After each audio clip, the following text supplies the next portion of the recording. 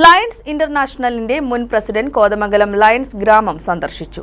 ദുർബല ജനവിഭാഗങ്ങൾക്ക് സഹായമെത്തിക്കുന്ന കൂടുതൽ പ്രവർത്തനങ്ങൾ ലയൺസ് ഇന്റർനാഷണൽ ഏറ്റെടുക്കുമെന്ന് അദ്ദേഹം പറഞ്ഞു.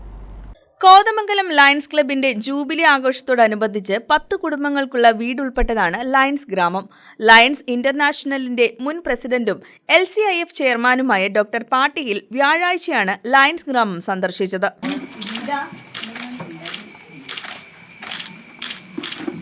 ലയൺസ് ക്ലബ് നടപ്പാക്കുന്ന പുതിയ പ്രൊജക്ടുകളുടെ ഉദ്ഘാടനം ഡോക്ടർ പാട്ടീൽ നിർവഹിച്ചു. ദുർബല ജനവിഭാഗങ്ങൾക്ക് സഹായം ലഭ്യമാക്കുന്ന കൂടുതൽ പദ്ധതികൾ ലയൺസ് ഇന്റർനാഷണൽ നടപ്പാക്കുമെന്ന് അദ്ദേഹം പറഞ്ഞു.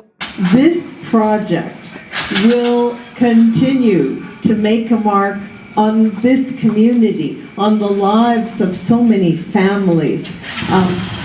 Thank you for your persistence, even when not everyone saw the vision the first time.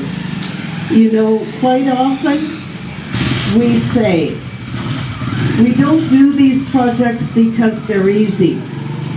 We do them because they are needed. Club president Binod George അധ്യക്ഷത വഹിച്ചു.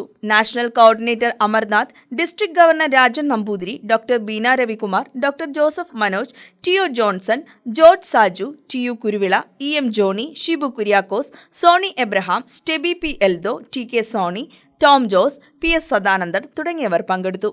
News desk KCV news.